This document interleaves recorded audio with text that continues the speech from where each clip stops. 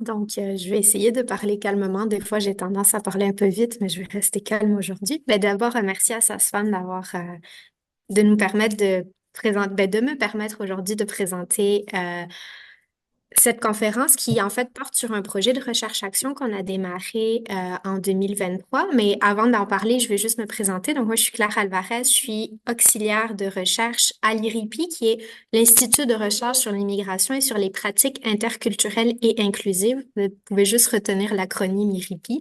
Fait qu'on est rattaché, en fait, au Collège de Maisonneuve et on fait de la recherche appliquée, et de la recherche-action, donc en partenariat essentiellement avec des organismes communautaires.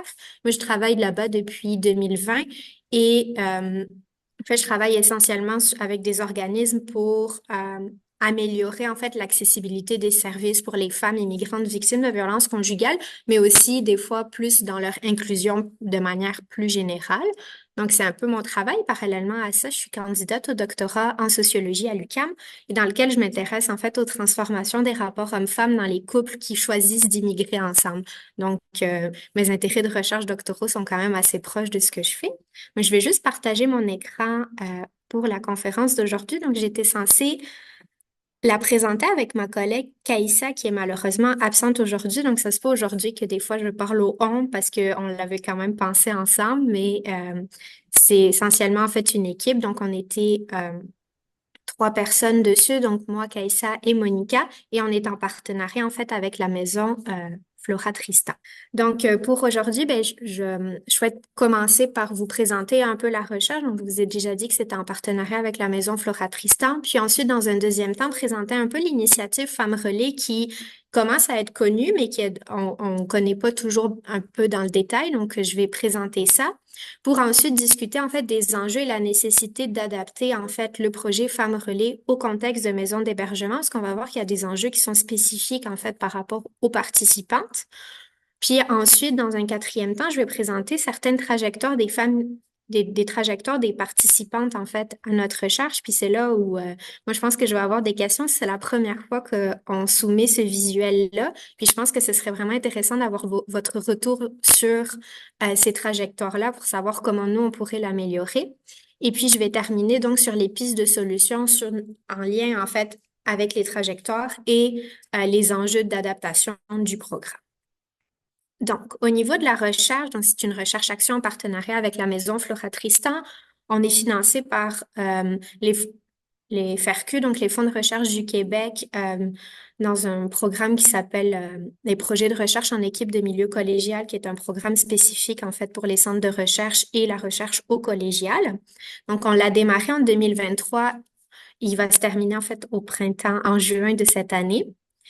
Et l'objectif principal, c'est vraiment l'adaptation du programme Femmes Relais aux besoins des femmes immigrantes victimes de violences conjugales. Donc, en fait, comment ça s'est passé? C'est la maison Flora Tristan, elle a décidé de mettre en place un projet Femmes Relais au sein de sa maison.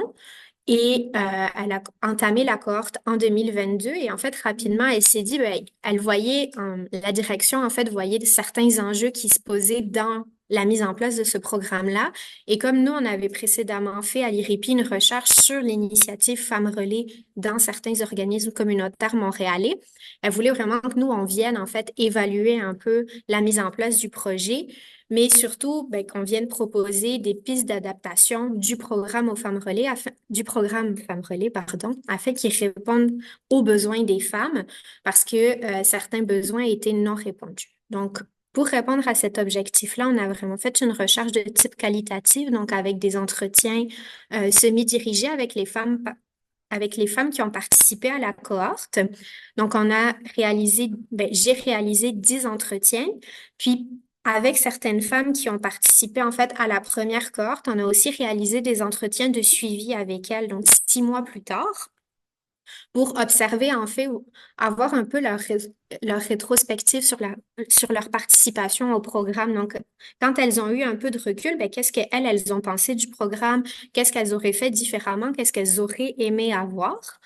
Ça, c'est au niveau des entretiens auprès des femmes. On a aussi fait à l'hiver 2024, donc l'année passée, des observations participantes des séances, en fait, du projet Femmes Relais. Donc, pendant 20 séances, moi, je suis allée à différents moments de la formation, ben, participer avec les femmes à leurs activités, puis je prenais des notes, mais c'était aussi un moment privilégié pour moi pour comprendre un peu comment les femmes vivaient leur participation au programme et qu'est-ce qu'elles en entendaient.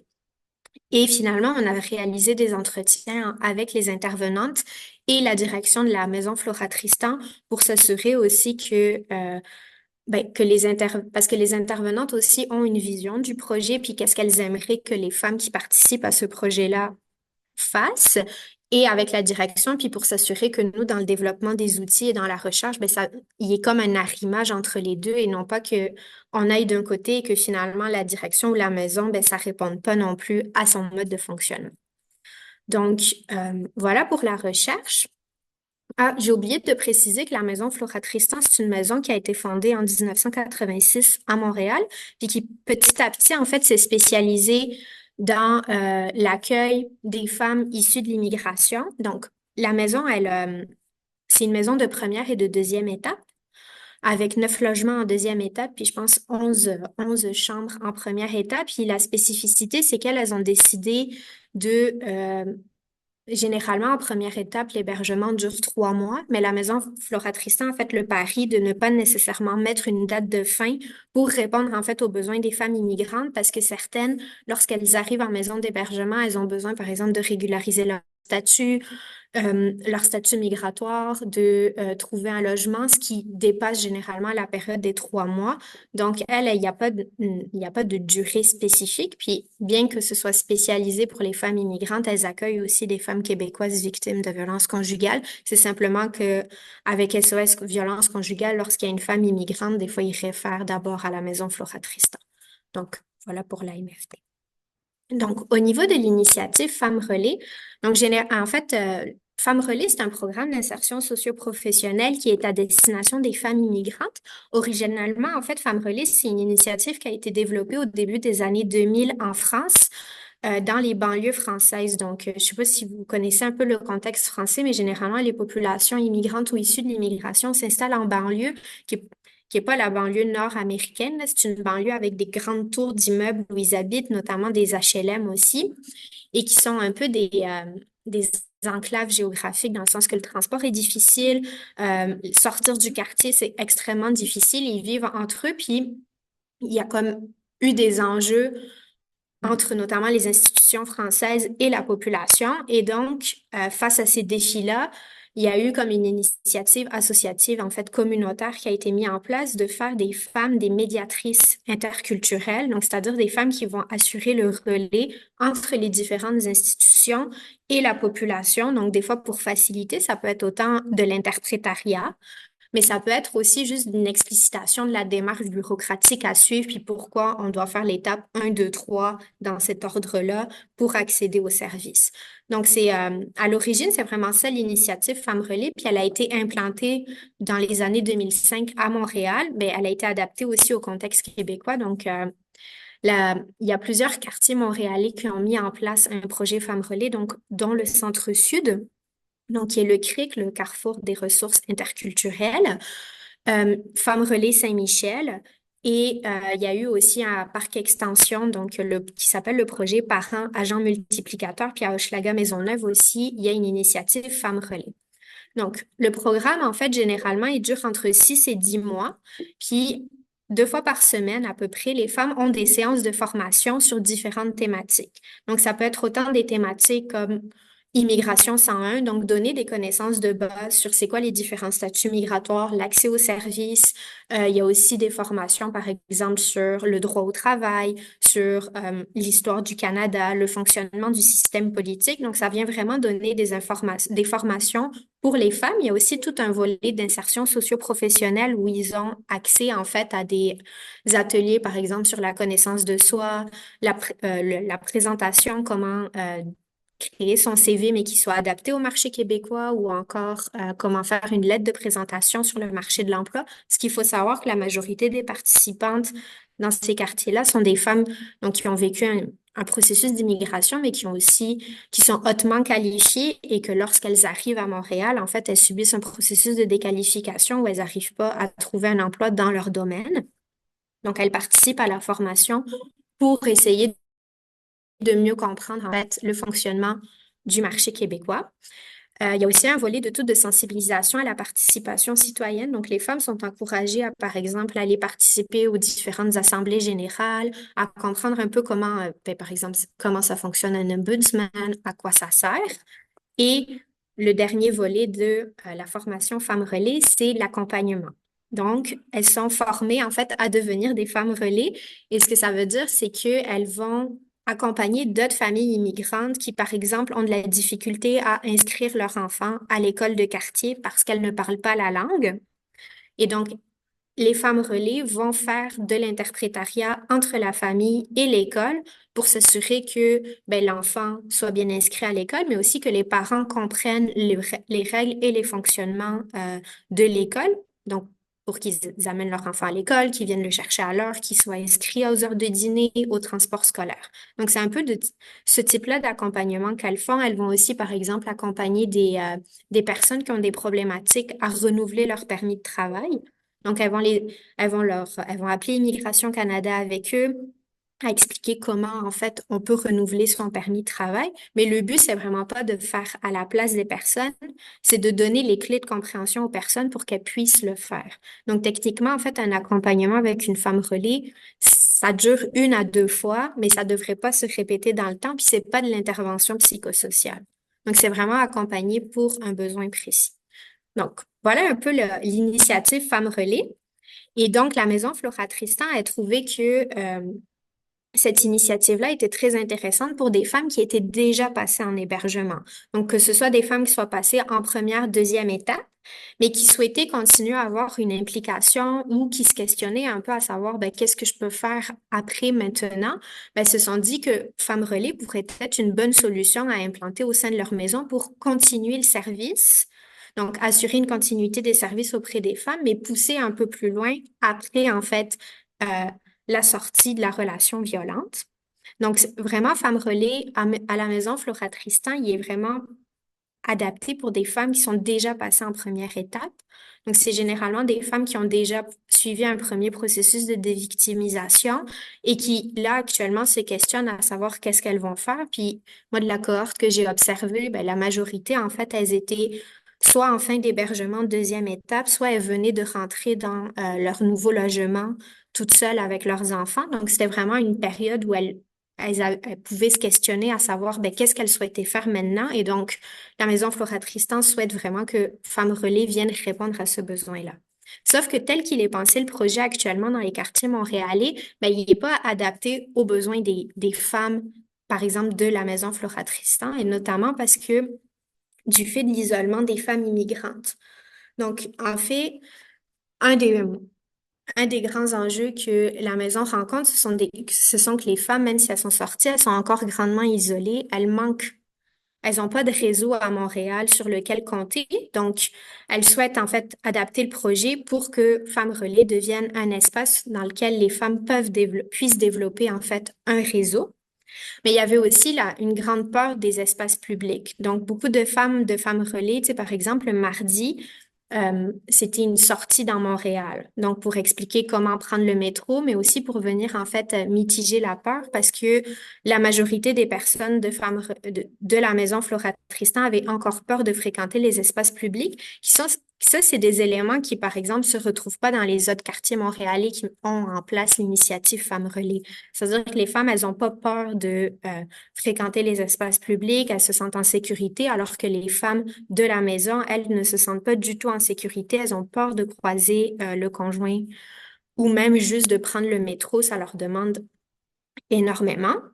Et ensuite aussi, il y a des enjeux au niveau de l'apprentissage de la nouvelle société et à se connaître. Donc, il y a beaucoup de femmes, en fait, qui ont participé à la cohorte femmes relais de la maison qui ne connaissaient pas du tout les codes et le mode de fonctionnement de la société d'accueil, notamment parce qu'elles ont vécu en fait en, en total isolement du fait de leur agresseur et de leurs relations violentes. Donc, elles ont été complètement isolées de la nouvelle société. Elles n'avaient aucune connaissance de, par exemple, leur statut migratoire. Il y a certaines femmes qui sont arrivées à la maison Flora Tristan et qui ont dû repasser leur système d'immigration parce que le conjoint violent les maintenait en fait dans une situation d'irrégularité au niveau migratoire pour continuer à avoir le contrat. Et ben, du fait de tout ça aussi, c'est des femmes qui, généralement, savent pas vers quoi elles veulent aller. Donc, la Maison Flora Tristan souhaite aussi que le projet Femmes Relais soit une opportunité pour donner le temps aux femmes de savoir un peu qu'est-ce qu'elles souhaiteraient faire dans un avenir plus ou moins proche. Donc, c'est vraiment de leur offrir un peu un temps encore, ben, un temps hors du temps, entre guillemets. Je sais pas si c'est clair ce que je veux dire là, mais tu sais, de leur offrir un espace dans lequel les femmes peuvent vraiment penser à qu'est-ce qu'elles voudraient faire dans 2, 3 ans et que la maison continue de les accompagner vers là pour qu'à terme, les femmes puissent se lancer et faire ce qu'elles souhaitent. Donc ça, c'est au niveau des enjeux qui sont ressortis en fait du terrain. Et un des, euh, un des grands buts, en fait, de la Maison Flora Tristan, c'est que les femmes, à travers leur participation à ce programme-là, elles développent un réseau d'entraide entre elles. Donc, par la participation au programme, qu'elles arrivent, en fait, à développer des amitiés et des relations qui sont un peu sous le mode plus positif pour elles. Puis, ce qui est intéressant, c'est que pour une des femmes, la participation à Femmes Relais lui a vraiment permis d'arriver à poser certaines limites avec ses amitiés qu'elle a nouées dans la formation. Donc, par exemple, au début, elle disait, quand je l'ai rencontrée lors de la première entrevue, elle disait que dès que ses amis de femmes relais avaient besoin d'aide, elle disait oui tout le temps. Et quand je l'ai rencontrée 6 mois plus tard, elle m'a dit, ben maintenant, j'ai appris que des fois, j'ai le droit de dire non. Donc, tu sais, la participation au programme, ça lui a comme permis d'apprendre à poser ses limites dans ses relations, tout en continuant à développer des relations d'amitié. Donc, elle a compris que si elle disait non, elle perdait pas ses amitiés et qu'il n'y avait pas nécessairement de conséquences violentes sur le fait de dire non. Donc, ça aussi, c'est comme un enjeu qui est à prendre en considération et qui est super important, en fait, dans l'adaptation de ce programme-là, parce que contrairement à d'autres organismes communautaires, elles n'ont pas cet enjeu-là de comme venir réguler les relations entre les femmes ou s'assurer que chaque femme se sente à l'aise. C'est comme un prérequis. Ben, c'est déjà là dans les autres organismes communautaires, alors qu'à la Maison Flora Tristan, les femmes apprennent à le faire en même temps. Puis tout ça, c'est fait dans le but donc de renforcer la reconstruction des femmes après la sortie de la relation violente. Donc ça, c'est au niveau des enjeux. Puis en fait, ces enjeux-là, ils se matérialisent nous, à travers les entrevues, on a donc retracé un peu les trajectoires des femmes, puis on a retracé en fait dans ces trajectoires-là les parcours migratoires. Donc comprendre pourquoi les femmes sont arrivées à Montréal, au Canada, de quelle manière. Puis ensuite, on voulait aussi retracer les parcours de sortie de relation. Fait que d'essayer de comprendre un peu, ben, quelles ressources les femmes, elles ont mobilisées et comment elles sont arrivées à la maison Flora Tristan. Puis là, ce que je vais vous proposer, c'est vraiment un visuel qu'on travaille pour essayer de mettre en forme ces trajectoires-là. Donc, c'est vraiment la première fois. Je pense qu'hier, quand je m'entraînais à la présentation, j'ai vu des défauts. Donc, je compte aussi sur vos retours pour nous dire un peu comment on pourrait améliorer ces trajectoires-là. Donc là, ce que je vais vous présenter, c'est 2 trajectoires de femmes qui sont passées par la participation au programme Femmes Relais. Donc, ce qu'on a mis, c'est un peu le point d'entrée, c'est l'arrivée au Canada. Donc, c'est une femme qui est immigrée au Canada avec ses 2 filles pour y rejoindre, donc dans le but de rejoindre son mari. Sauf que ce dernier, en fait, il a tenté de les parrainer à plusieurs reprises et ça n'a pas marché. Donc, elle a dû passer par le chemin Roxane et faire une demande d'asile. Et donc, elle s'était mariée préalablement dans son pays d'origine, puis elle est restée 9 ans dans cette relation-là.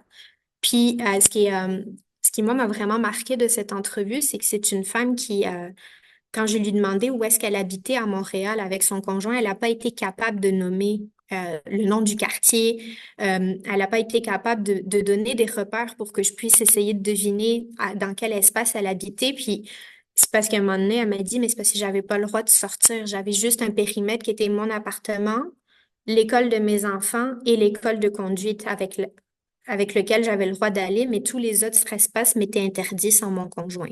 Donc, tu sais, ça montre vraiment qu'elle était très, très isolée et qu'elle maîtrisait, même moi, quand je l'ai rencontrée, la maîtrise de l'anglais et du français était encore en apprentissage. Donc, c'est une femme qui a été complètement isolée et qui, durant, en fait, pratiquement 9 ans, a pas eu de contact autre qu'avec son mari et sa famille restée dans le pays d'origine. Euh, donc, il y a eu différents types de violences qui sont écrits ici, donc dans le tableau, de ce qu'elle a vécu. Et lorsqu'elle a essayé de nommer à ses frères et sœurs les violences qu'elle vivait, en fait, il y a eu vraiment une pression, notamment de ses parents, à maintenir l'union. Et sauf qu'un jour, à la suite d'une énième agression sexuelle, en fait, elle a décidé de pas aller à son cours de conduite puis d'aller directement à la police porter plainte. Et donc là, ça a été vraiment l'élément qui l'a fait sortir de la relation. Puis elle est allée en hébergement à la maison Flora Tristan.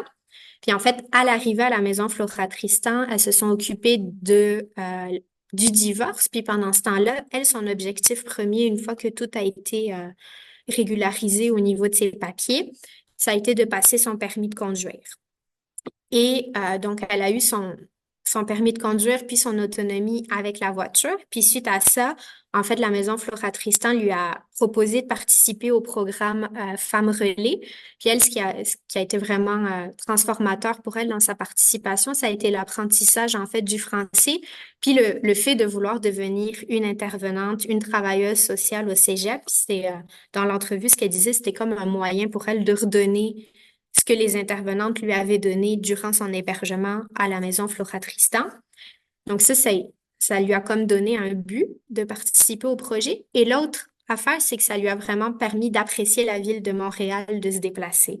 Donc, au début de la participation, c'était une femme qui avait énormément peur de sortir toute seule, même si elle avait son permis, elle n'était pas très en confiance. Puis à la fin de la participation du programme, elle était tout sourire de dire qu'elle était venue en auto au programme, qu'après, elle s'en allait aller au parc avec ses enfants. Donc, on voyait vraiment que à travers le programme puis sa participation régulière, ben, elle avait vraiment plus peur des espaces publics. Donc ça, c'est la première trajectoire.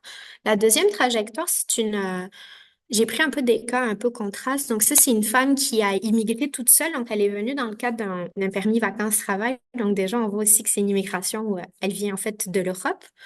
Et puis, elle est arrivée, elle a trouvé un emploi, mais elle a très vite rencontré en fait le partenaire qui allait devenir son agresseur. Et en fait, elle s'installe très rapidement dans cette relation. Elle a des enfants et puis petit à petit, en fait, il met en place du contrôle puis il l'isole, il la force à quitter son emploi. Elle tombe en dépression à la suite, en fait, de la COVID puis de la perte de son emploi et de ses enfants.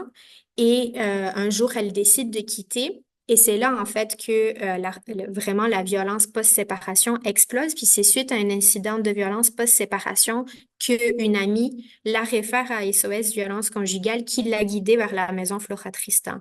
Donc, à la différence de l'autre femme qui a vraiment quitté pendant la relation, elle, c'est vraiment la violence post-séparation qui l'a menée en maison d'hébergement parce qu'elle avait très, très peur, en fait, pour sa sécurité, mais c'est surtout parce que son ami lui a dit que sa sécurité était en danger.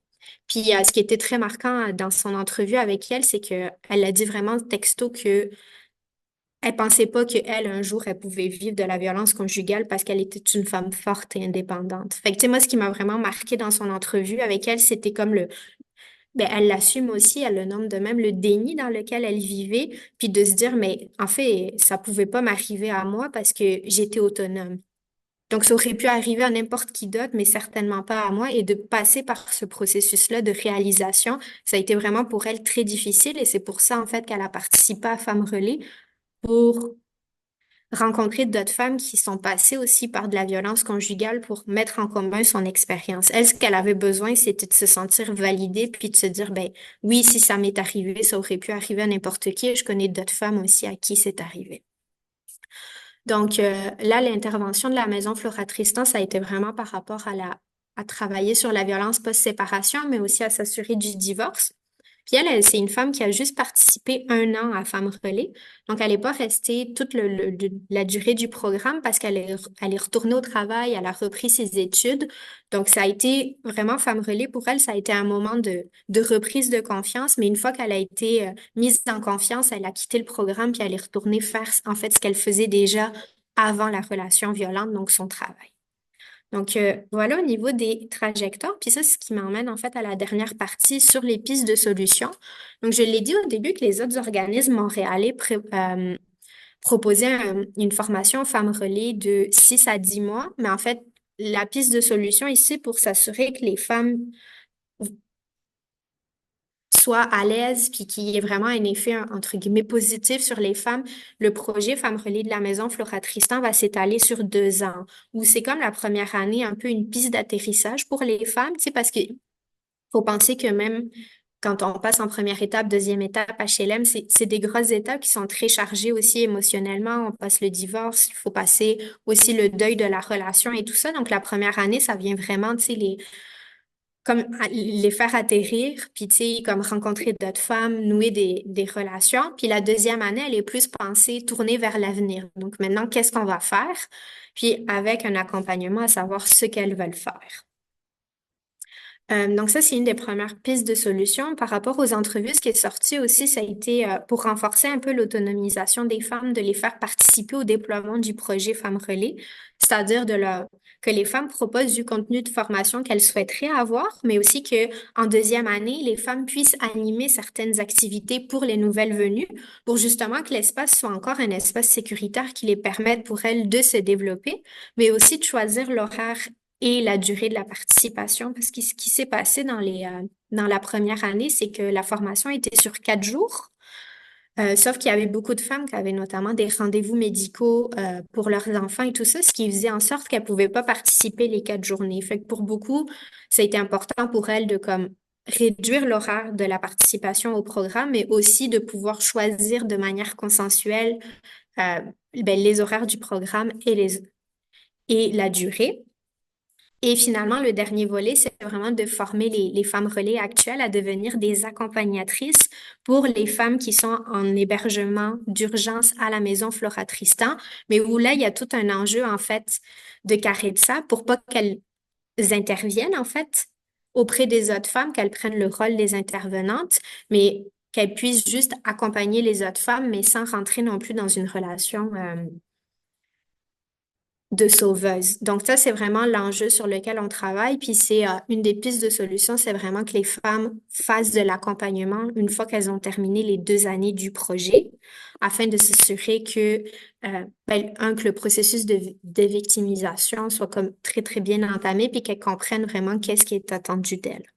Donc, voilà un peu sur les pistes de solution. Je serais vraiment curieuse de vous entendre sur sur la présentation, puis je vous remercie pour votre écoute.